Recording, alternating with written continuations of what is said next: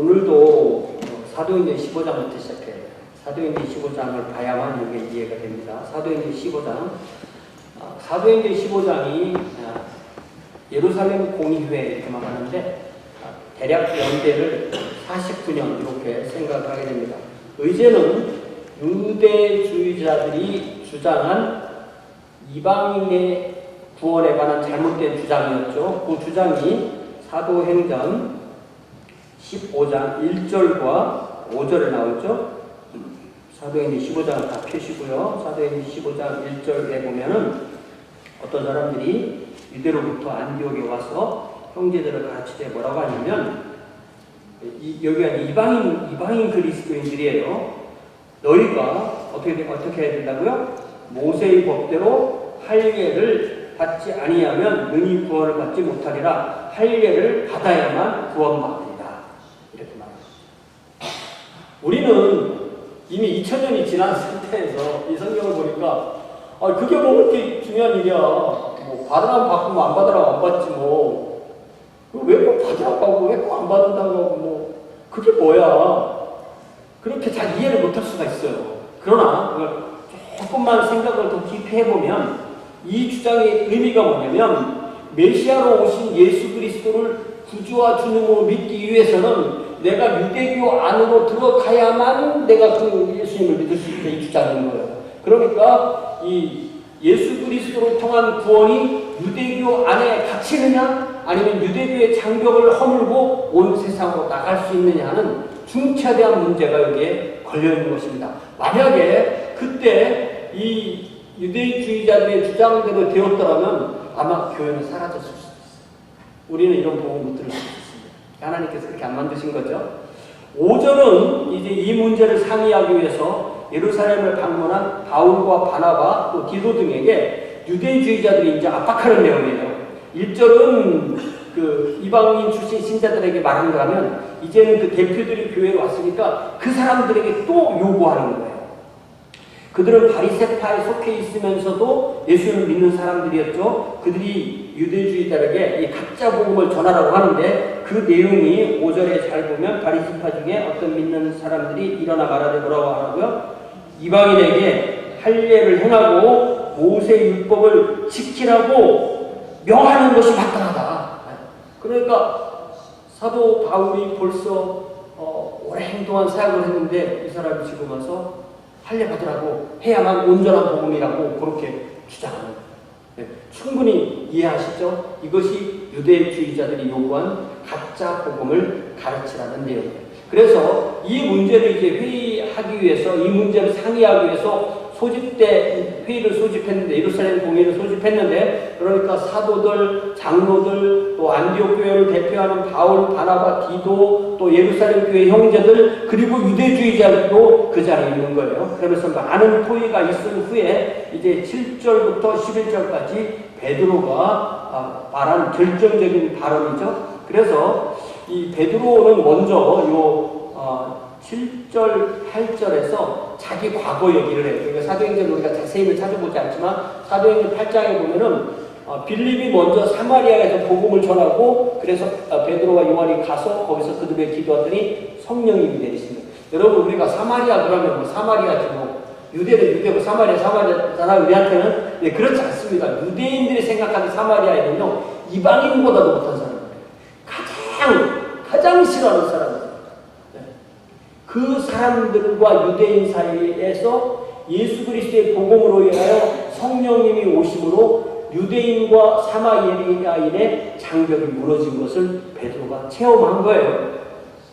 그리고 또 이제 10장과 11장을 보면은 베드로가 성령의 환상과 인도로 가이사랴에 있던 로마 사람들, 이 사람들이 이제 그리스인이 아니라 로마 사람들이에요. 로마 사람들이 코넬리우스 이 가정에 복음을 전하는 내용이 아주 상세하게 기록되어 있는데요. 베드로는 그때 요빠에 있었어요. 요빠하고 가이사랴. 요빠는 이제 내륙도시고 가이사랴는 해안도시인데 있는데 이제 기도를 하루에 뭐 3번, 5번 이렇게 하니까 점심 식사 전에 기도하러 갔는데 점심 먹기 전에 이렇게 배고프잖아요. 배고프니까 하나님께서 배고픔을 이용하셔서 그 먹는 환상을 보여주시는데 하늘에서 보자기에 짐승들이 막 섞여서 내려오는데 선한 짐승, 그러니까 깨끗한 짐승, 더러운 짐승이 막 섞여서 내려오면서 잡아먹으라 이렇게 말해요. 하나님께서. 그래서 저는 더러운 짐승 먹어본 적이 없습니다. 잡아먹으면 못 먹습니다. 잡아먹으면 못 먹습니다. 3번이나 이렇게 환상을 보이고 하나님께서 뭐라고 말씀하세요? 하나님께서 깨끗하다고 하신 것을 네가 속되다고 하지 말아라. 네.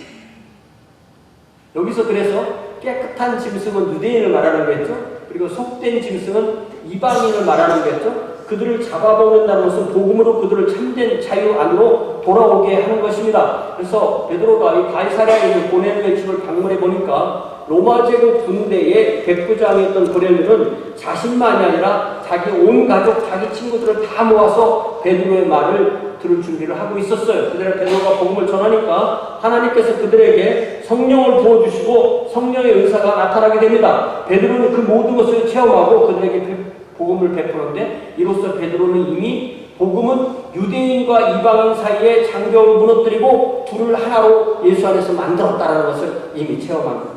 그거를 지금 여기 사도행전 15장 7절 8절에서 이야기를 하면서 이제 9절에 8절에서는 뭐라고 말하냐면 또 마음을 하시는 하나님이 우리에게와 같이 그들에게도 성령을 줘 주원하시다. 그러니까 하나님께서 예수님을 믿도록 성령을 주시는데 우리에게만 성령을 주시고 이방인들에게는 안 줬어. 이게 아니라 하나님께서 차별하지 않으시고 유대인에게도 성령을 주시고 이방인에게도 성령을 주셨다. 이렇게 말합니다.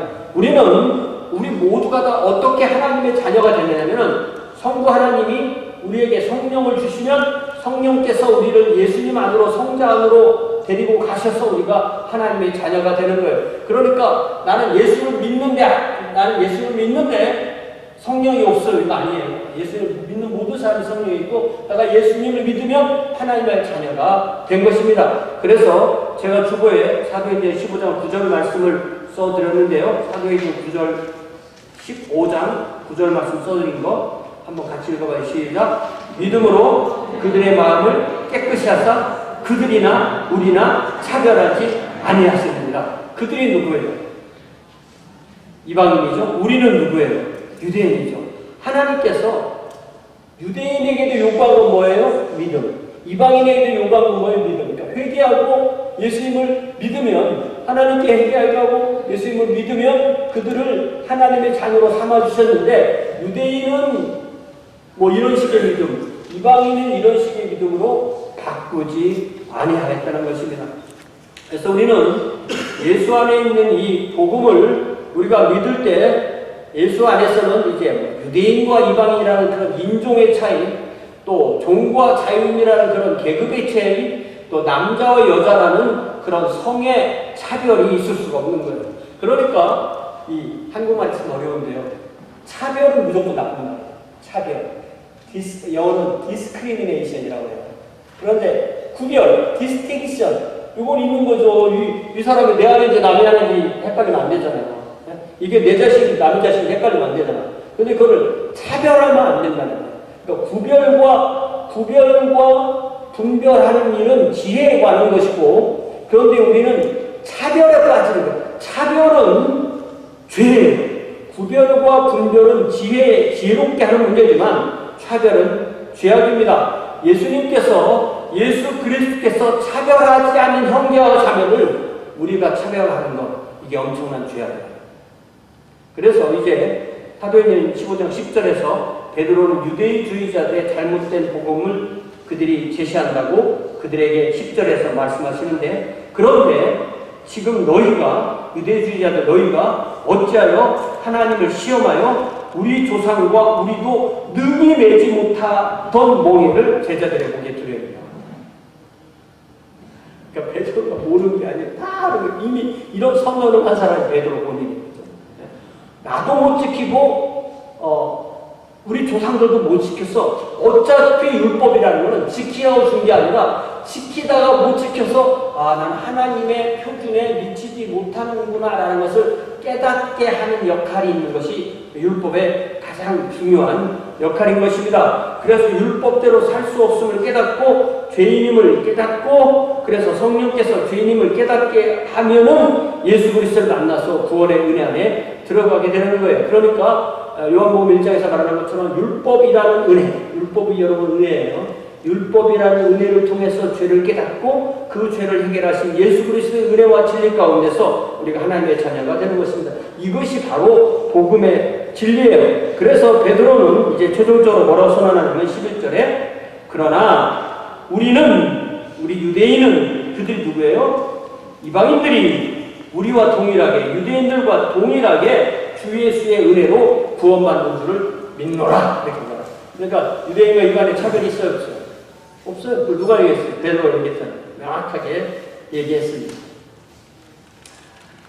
그러니까 유대인이나 이방인이나 막론하고 그들이 죄인임을 깨닫고 회개하고 예수를 믿으면 구원받고 하나님의 자녀가 되는 것입니다. 이것이 시대와 장소를 불문하고 언제나 어디서나 누구에게나 전해주고 누구나 믿는 복음이에요. 그러니까 이 복음은 2000년 동안 하나도 변함이 없는 동일한 똑같은 복음입니다. 베드로는 이 사도행전 15장 7절부터 11절까지의 이 본문을 통해서 그 누구보다도 명확하게 예수 그리스도의 복음이 차별하지 않는다는 것을 분명하게 선언했습니다. 그런데 오늘 우리가 읽으면 이 갈라디아서 2장 11절에서 14절에 보면 이 베드로가 자신이 선언한 복음과 분명히 상반되는 행동을 했음을 바울이 지적했다. 여기까지 이해되시죠? 그러면 베드로는 왜 이렇게 행동했을까요? 왜 바울은 베드로를 공개적으로 책망해야만 했을까요? 그래서 오늘 유대인 대 이방인이라는 제목으로 하나님의 말씀을 함께 나눕니다. 갈라디아서 2장 11절에 보니까 게바가 안디옥을 방문했다. 이거는 사도행전에 없는 얘기예요. 사도행전에 없는 얘기인데 베드로가 안디옥을 방문했는데 예루살렘 교회가 유대인 제자의 대표적인 교회였다면 안디옥은 이방인 제자들이 주를 이룬 그런 교회를 대표합니다. 요 일이 언제 일어났을까라고 사도행전의 그 적당한 시간에다 끼워 넣으려면 우리가 이제 사도행전 15장 12절부터 쭉 어떻게 일이 진행되는가를 볼 수 있는데요. 다시 사도행전 15장으로 돌아가서 사도행전 15장 12절에 보니까 바나바와 바울이 다시 회의에서 공식적으로 자신들이 그동안 바나바가 바울을 다소로 찾아와서 같이 안디옥에 와서 1년 동안 사역하고 하니까 하나님께서 그들을 보내서 갈라디아 지방에서 그렇게 교회를 4개나 세우고 돌아갔다는 그 모든 이야기, 그리고 유대주의자들이 안디옥에 와서 그렇게 얘기를 했다는 그런 모든 이야기를 다 전했어요. 그러고 나니까 13절에 보니까 야고보가 일어나서 14절에서는 이제 이 시므온은 이게 또 이제 시몬 베드로잖아요. 그러니까 이게 한 사람 이름이 게바도 됐다가, 게바는 이게 아람어예요. 게바도 됐다가 베드로도 됐다가 원래 이름이 시므온이니까 시므온이 말을 했다. 그러니까 이 14절은 이 7절과 7절부터 11절까지 유학한 내용이고요. 그리고 난 뒤에 이제 하나님의 말씀을 인용하면서 아모스 9장 11절, 12절을 인용하면서 뭐라고 말하냐면 16절에 보니까 기록된 바 이후에 내가 돌아와서 메시아께서 돌아오셔서 다윗의 무너진 장막을 다시 지으며 또 그 허물어진 것을 다시 지어 일으키리니 이는 그 남은 사람들과 그 이름으로 일컬음을 받는 모든 이방인들로 주를 찾게 함이라 하셨으니.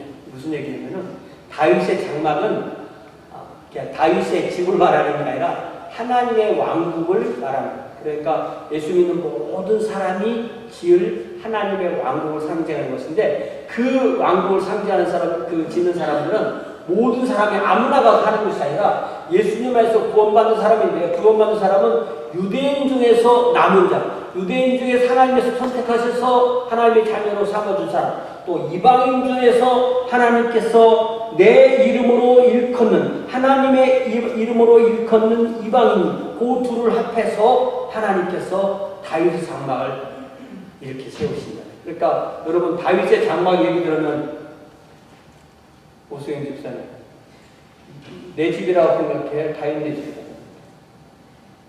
자꾸 다윗 집만 생각나는 거지. 그죠? 성경을 잘 보기에 누구 집이에요? 이게 오수경 집사님 집이 아니에요. 왜? 어떻게 맞아요? 그 이방인 중에서 하나님의 이름으로 일컫는 사람이 바로 이 다윗의 장막이 누구 집이에요? 우리 집인 거예요. 우리를 통해서 하나님이 지으실 하나님의 왕국을 그렇게 말씀하시는 것입니다. 그러니까 그리고 난 뒤에 그런데 19절에 보니까 이제 야고보가 하나의 의견을 자기의 그 견해를 제시하는데 이방인 중에서 하나님께로 돌아온 자들을 괴롭히지 말고 다만 요거 네 가지는 좀 이방인들에게도 좀 부탁하자. 이거를 좀 요구하자 하는 네 가지 내용은 뭐냐면 첫 번째로는 우상에 더러운 것, 두 번째는 음해, 세 번째는 목매어 죽인 걸 먹는 것, 네 번째는 짐승의 피를 먹는 것. 특별히 우상에 더러운 거라는 것은 우상 숭배를 포함해서 우상 숭배하고 남은 음식 있잖아요. 그런 거 좀 먹지 말게 하자. 또 음행은 뭐 당연히 그 윤리적인 거니까 당연히 지켜야 되는 거고요. 목매어 죽이는 음식. 왜냐하면 그 목매어 죽이면은 이게 그 피가 안 빠질 수가 있거든요. 그리고 어쨌든 어떻게든 피를 먹지 말고. 그래서 특별히 그런 것들을 하는 이유, 이런 것을 하는 이유가 21절에 보니까 이는 예로부터 각 성에서 모세를 전하는 자가 있어서 안식일마다 회당에서 그 글을 읽음이다. 이게 무슨 얘기냐면은 벌써 유대인들은 예수님께서 오시기 500~600년 전에 모든 문명세계에 흩어놓으셨어요. 하나님께서 그들에게 가서 유대인의 정체도 지키면서 이방인들과 섞여 살면서 이방인들에게 이 모세율법을 미리 가르치기 위해서 하나님께서 미리 흩어놓으십니다. 그러니까 유대인들이 모여서 유대인들은 최소한 성인 남자 10명, 그러니까 10가정만 있으면 회당을 하나 짓는 거예요. 회당을 지으면 회당에 가서 예배드리고 또 성경 말씀, 회당이 제일 중요한 것은 구약 성경에 크게 24개의 두루마리 되는데 그 두루마리를 사다가 회당에 비치해놓고 안식일마다 가서 이제 율법서에서 예언서에서 또 잠언 시가서에서 낭독해주는 말씀을 들어야 돼요. 왜냐하면 성경을 이미 비싸니까 집에 갖고 올 수가 없잖아요. 그것이 바로 회당인데 회당을 그렇게 지어서 안식일마다 모이다 보니까 이방인들이 그 회당에 가게 되는 거예요. 전도해서. 이방인들이 크게 어떤 종류냐면은 아예 할례를 이방인인데 할례를 받으면 그 사람은 이제 주예요. 유대 교도가 되는 거예요. 근데 어떤 사람들은 할례는 안 받지만 회당을 꾸준히 참석한 사람이 있어요. 그런 사람들을 경건한 이방인이라고 했어요. 문과에서 하나님의 말씀을 듣는 사람, 또 여자분들도 그런 사람들이 있었습니다. 그래서 그런 사람들을 생각해서 이방인들도 그런 것이 몸에 배있기 때문에 이런 네 가지 문제를 범하면 이게 충돌이 일어나니까 그런 것을 좀 조심해달라고 얘기를 하자 이렇게 말했던 거예요. 그러면서 이제 22절에 보니까 이에 사도와 장로와 온 교회가 그 중에서 사람을 택해서 자기들 측 대표하는 사람을 택해서 바울과 바나바와 함께 안디옥으로 보내기를 결정해서 그래서 바사바라 하는 유다와 실라를 선택해서 이제 바나바와 함께 다시 돌아가도록 하는 거예요. 그럴 때 그냥 가게 하지 않고 이 회의의 결정 내용을 편지로 써서 그거를 가져가라고 그렇게 했던 거예요. 그래서 그 편지에 붙여 이르되, 지금부터 편지 내용이에요. 사도와 장로가 된 형제들은 안디옥, 시리아, 길리기아에 있는 이방인 형제에게 문안합니다. 저는요, 사도와 장로가 된 형제, 요 표현이 참 좋아요. 이게 왜 좋으냐면, 우리는 이게 인간이니까 사도 그러면 그 사람이 굉장히 막 높은 계급에 있는, 장로 그러면 굉장히 높은 계급에 있는 사람을 생각하는데, 이 사도들은 뭐라 하냐면, 나도 여러분 이방인 성도와 똑같은 형제인데, 똑같이 신분은 형제인데 다만 내가 받은 은사와 직분과 사역에 따라서 사도로 현재 일하고 있어요. 그러니까 이게 뭐라고요? 은사 따라서 뭘 받아요? 직분 따라서 뭐예요? 일을 하는 거예요. 다시 해봐요. 은사, 직분, 사역. 군대로 말하니까 주특기, 계급, 보직.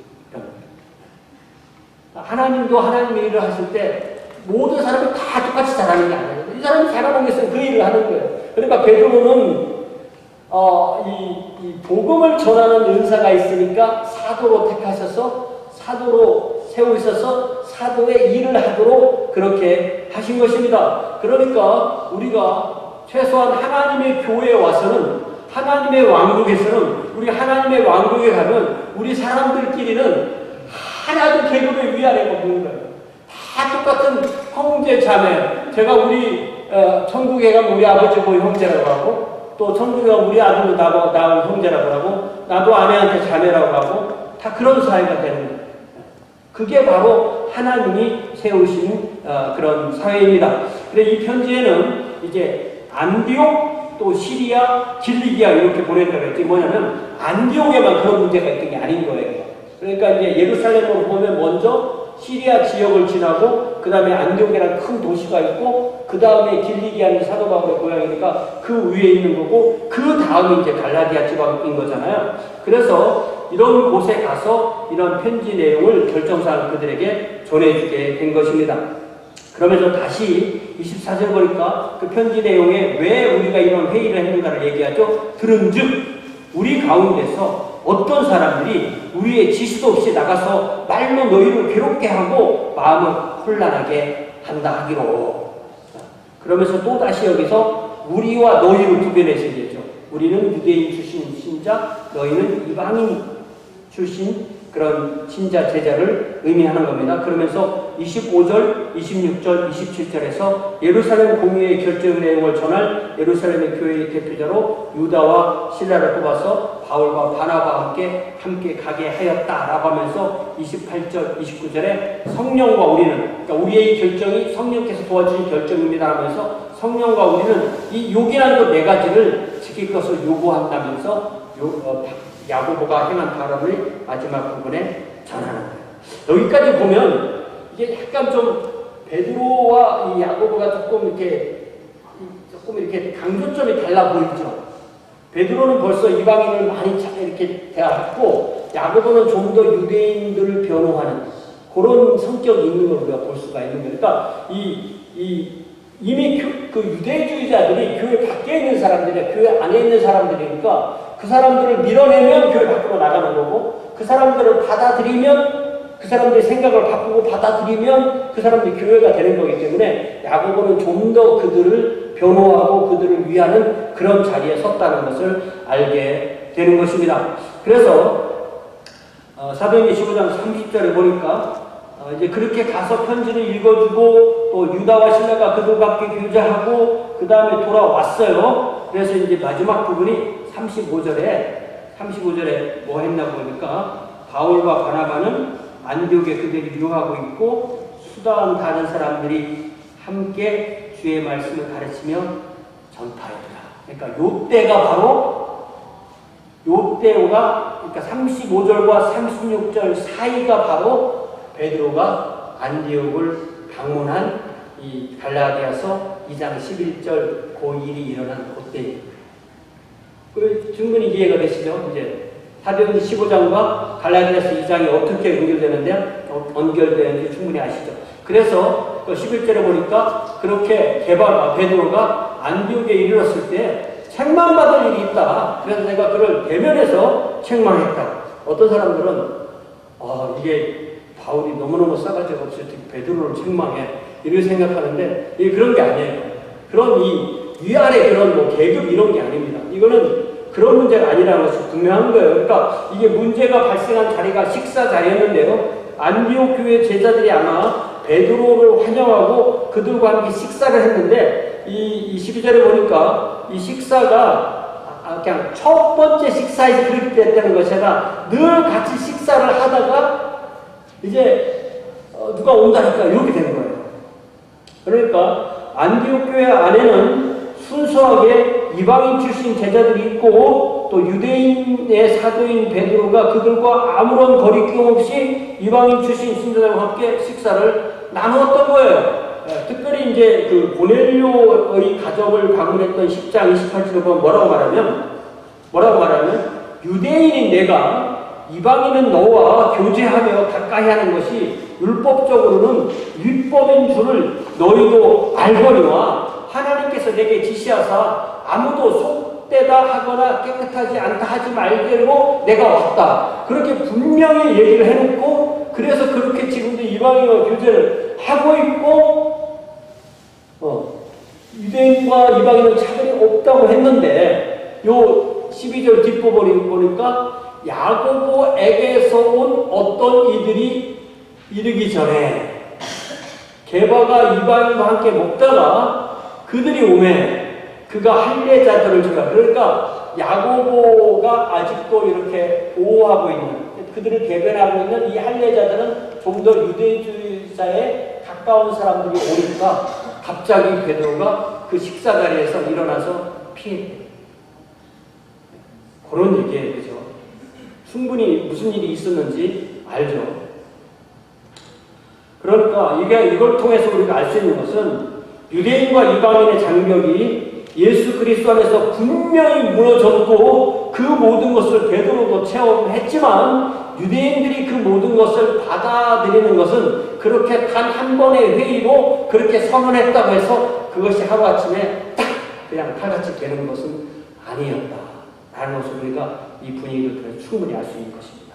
그러니까 베드로는 그들이 안디옥에 오자 그들을 두려워해서 이방인 출신 제자들과 함께 식사하던 그 자리에서 피해서 떠나갔고 그것은 베드로의 입장에서 볼 때는 그 아직 할례자 이방인들과 함께 식사하는 것이 불편한 사람들을 위한 배려였을 수도 있는 거예요.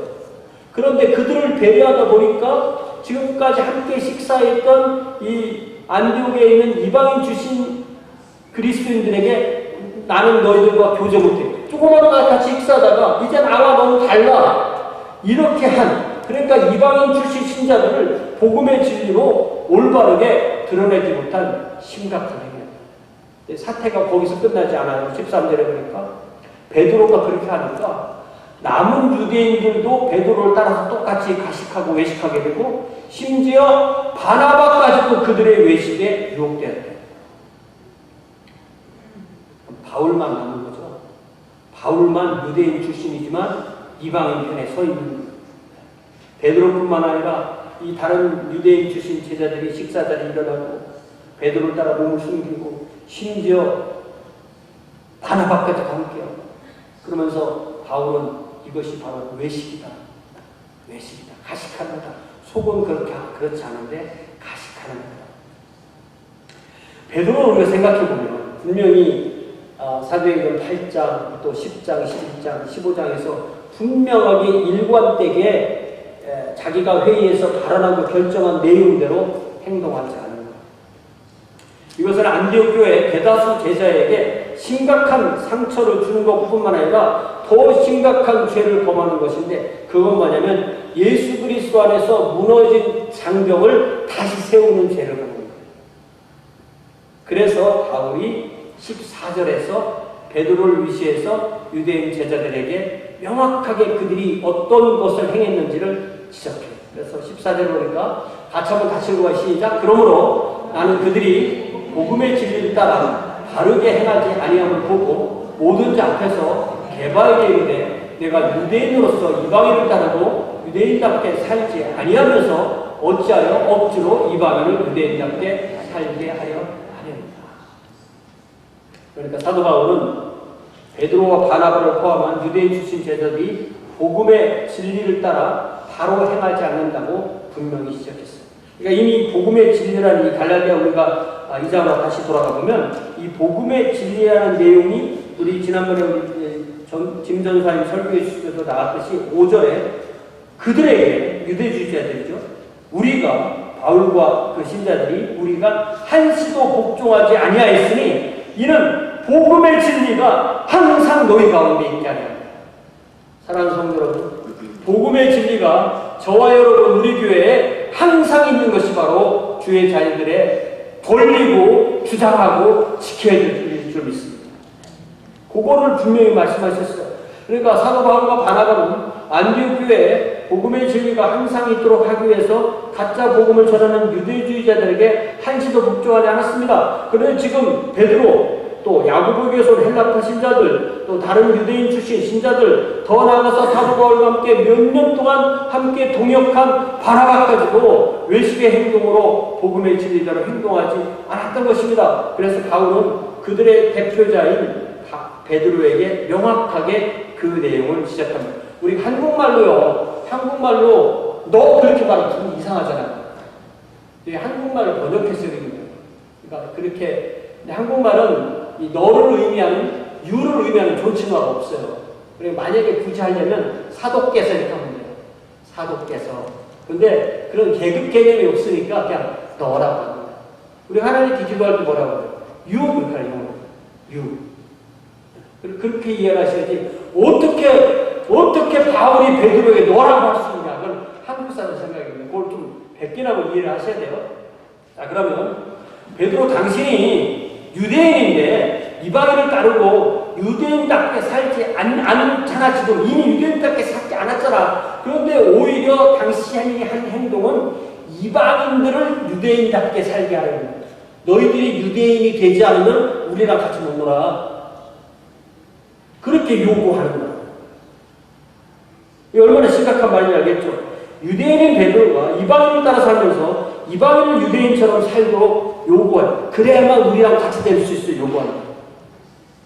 그러니까 베드로가 이방인과 함께 지금까지 식사를 같이 한 것은 이미 유대인과 이방인의 담을 무너뜨린 건데, 그런데 할례파 신자들이 오니까 베드로가 이방인 신자를 떠난 것은 이방인 신자를 다시 유대인처럼 할례를 받아야 너희들이 같이 나와 밥 먹는다. 이걸 요구하는 것과 마찬가지다. 이게 얼마나 심각한가.